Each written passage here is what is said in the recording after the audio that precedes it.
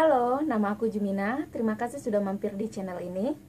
Apa kabar kalian semuanya? Saya berharap semua dalam keadaan sehat, rebahan, dan stay di rumah aja. Aku tahu kalian semua orang yang produktif dan aktif luar biasa. Jadi keharusan untuk stay di rumah aja mungkin terasa membosankan. Oleh karena itu, kali ini kita bakal bahas kisah-kisah para tenaga medis, betapa heroiknya mereka melawan virus corona. Aku berharap setelah nonton video ini, rasa bosan kita akan berubah menjadi rasa syukur karena sudah bertahan untuk stay di rumah aja.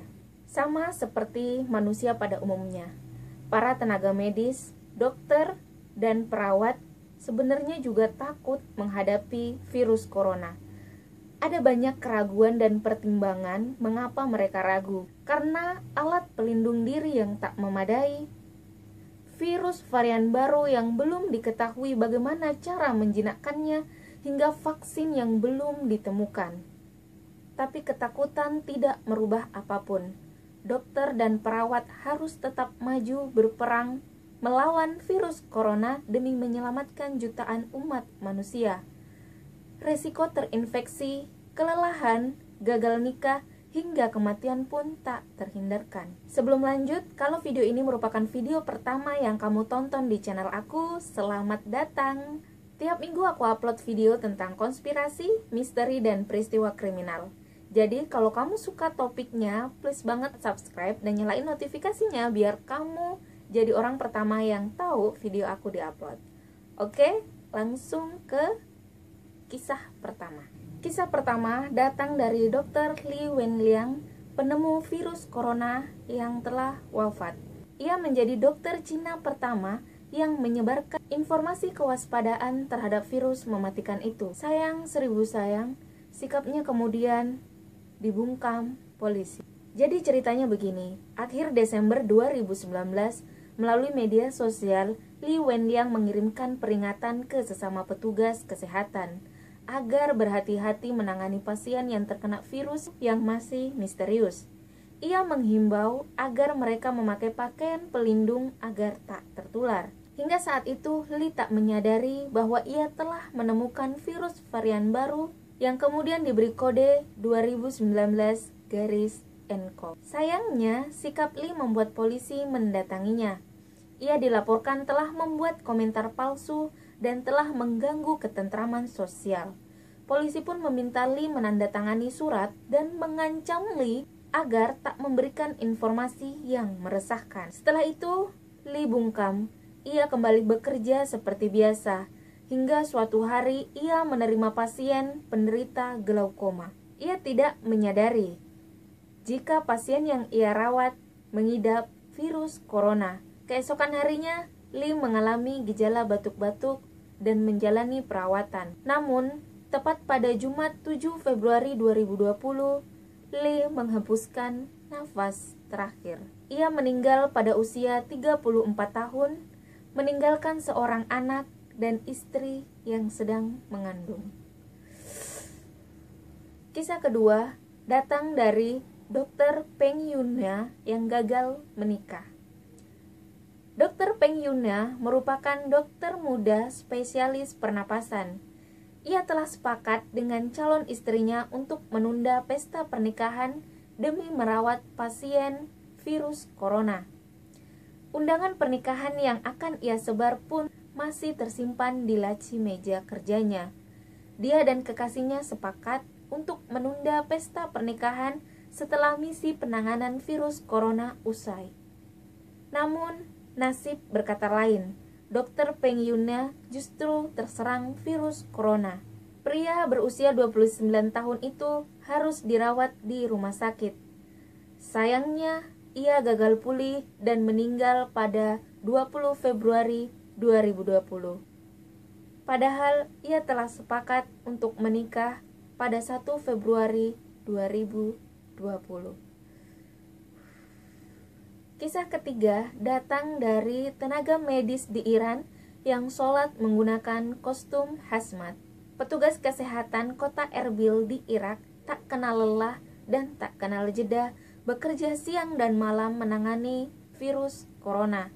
Hingga suatu ketika, rakyat Irak dihebohkan dengan sebuah foto seorang petugas kesehatan tengah sholat dengan menggunakan baju hazmat.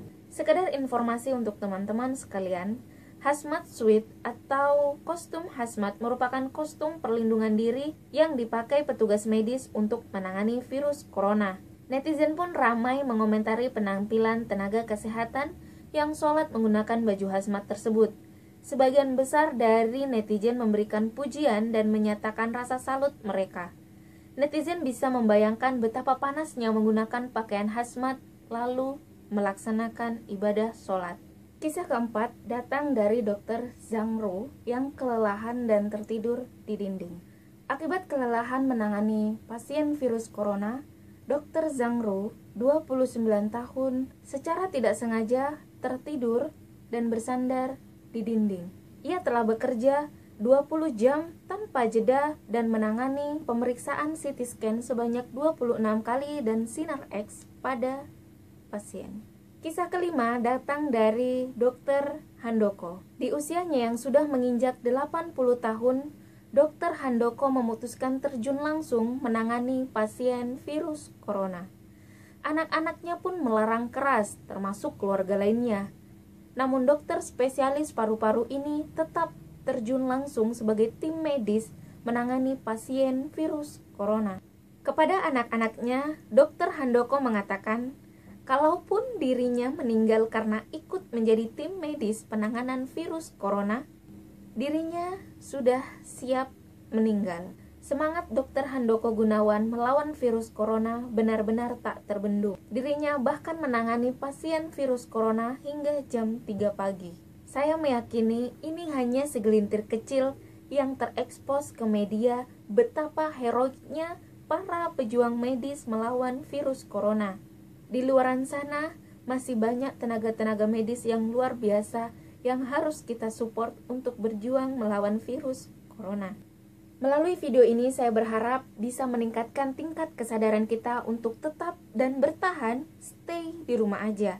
Setidaknya dengan kita stay di rumah aja itu tidak tambah membuat kondisi lebih mengerikan. Meskipun subscriberku masih seuprit, saya sangat semangat membuat video ini karena setidaknya gejolak di dada untuk ikut berkontribusi melawan virus corona sudah tersalurkan.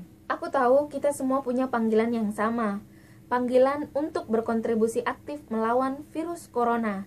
Tapi apa daya, tidak banyak yang bisa kita lakukan saat stay di rumah aja. Oleh karena itu, aku mengajak teman-teman sekalian untuk ikut patungan menyediakan alat pelindung diri untuk para tenaga medis yang berjuang melawan virus corona.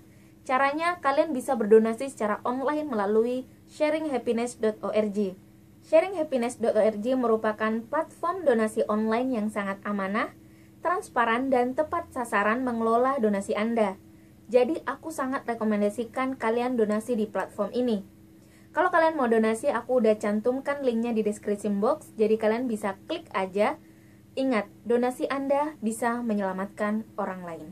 Terakhir, kalau kamu suka dan merasa video ini bermanfaat, please banget klik like-nya, share video ini ke teman-teman kalian supaya kita bisa saling menguatkan untuk stay di rumah aja. Jangan lupa subscribe dan nyalain notifikasinya biar kamu tahu kalau aku upload video baru. Kita bisa berteman di Facebook dan Instagram di Juminan aja. Thank you, see you, and goodbye!